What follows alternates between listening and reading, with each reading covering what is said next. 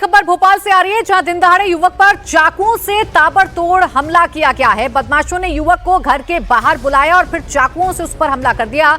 ये पूरी वारदात वहां लगे सीसीटीवी कैमरे में कैद हो गई है। तस्वीर आपको दिखाते हैं कि कैसे युवक पर हमला किया गया है। भोपाल में युवक पर चाकू से जानलेवा हमला किया गया और ये तस्वीर इस वक्त आपके सामने है। आप देखिए, स्कूटी में दो बदमाश आते हैं, फिर आवाज देकर युवक को बाहर बुलाते हैं। पहले बदमाशों ने बहस कर उसे बातों में उलझाया। इसी बीच एक युवक ने चाकू निकालकर उस पर जानलेवा हमला कर दिया। युवक भी बिना जान की परवाह करते हुए बदमाशों से भिड़ गया और चाकू उनसे छीन लिया।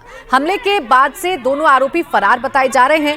फिलहाल पुलिस ने आरोपियों के खिलाफ केस दर्ज कर उनकी तलाश तेज कर दी है। ये तस्वीर आप देखिए, स्कूटी से दो लोग आए और उन्होंने पहले इस युवक को बाहर बुलाया। एक जो ब्लैक शर्ट में आपको युवक दिख रहा है, उसने चाकू धीरे से निकाला और ये चाकू से ताबड़तोड़ हमला युवक पर शुरू कर दिया।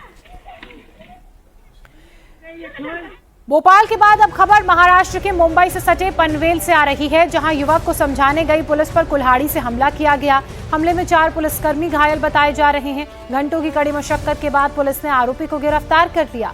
जानकारी के मुताबिक आरोपी एक मकान में जबरन घुस गया और मकान खाली करने के लिए कहने लगा। जब पुलिस की टीम मौके पर पहुंची और समझाने की कोशिश की तो उसने पुलिस पर भी हमला कर दिया। इस दौरान उसने एक गर्दन पर चाकू रखकर लड़की को मारने की धमकी दी। हालांकि पुलिस ने आरोपी को गिरफ्तार कर लिया। पुलिस के मुताबिक आरोपी पहले से हत्या के मामले में जेल जा चुका है और हाल ही में जमानत पर बाहर आया था।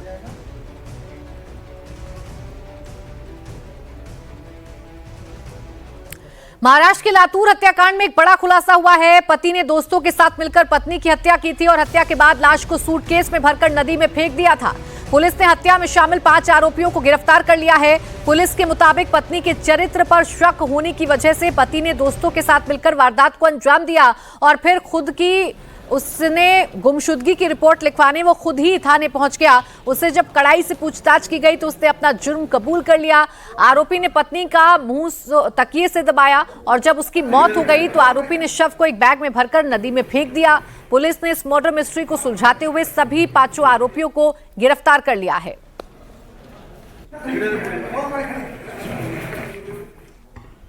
अभी एक बड़ी खबर बिहार की राजधानी पटना से आ रही है, जहां एक दोस्त ने दोस्त को गोली मार दी। जानकारी जो मिल रही है उसके मुताबिक हमलावर ने युवक को कोचिंग सेंटर से बुलाया, उससे कुछ देर तक उसने बात की और फिर उसे गोली मार दी। गोली मारते ही हमलावर बाइक से मौके से फरार हो गया। पुलिस फिलहाल आरोपी की तलाश कर रही है। गोली लगने के बाद युवक को अस्पताल में भर्ती कराया गया, जहां उसकी हालत नाजुक बनी हुई है। ये वही युवक है जिसे अस्पताल में भर्ती कराया गया है। दरअसल 2 युवक बहस कर रहे थे। एक खाली हाथ था और दूसरा जो बाइक से आया था उसके हाथ में पिस्टल थी। कुछ देर तो दोनों के बीच किसी बात को लेकर बहस हुई, लेकिन बहस इतनी बढ़ गई कि एक जो बाइक से युवक आया उसने अचानक से पिस्टल निकाली और दूसरे युवक के सीने पर तान दी। बात यहीं खत्म होती तो माजरा ठीक भी हो जाता, लेकिन बात और आगे बढ़ी और इस बार युवक ने सामने वाले पर ना सिर्फ पिस्टल तानी बल्कि फायरिंग कर दी। गोली चलाते ही हमलावर घबरा गया, फौरन अपनी बाइक उठाकर मौके से फरार हो गया। उसका ये सीसीटीवी अब सामने आया है। सीसीटीवी फुटेज में क्लियरली आया है उसमें कि एक दूसरे को बातें कर रहे हैं और किसी वीडियो को लेकर इनमें झगड़ा हो रहा है और उसमें वीडियो को लेकर ये भी कहा जा रहा है कि आप हमें मारेंगे तो हमें क्या मिलेगा। तो स्पष्टतः उसमें जो चीज़ें सुनाई दे रही हैं, लगता है कुछ आपत्तिजनक है उस वीडियो में ऐसा, जिसको लेकर इन दोनों में झगड़ा है। एक दूसरे को जानते हैं, उसी में इनमें बहस होती है आपस में और उसी क्रम में अभियुक्त द्वारा राहुल को गोली चला दी जाती है और उसको इलाज के लिए हॉस्पिटल में एडमिट करा दिया गया है।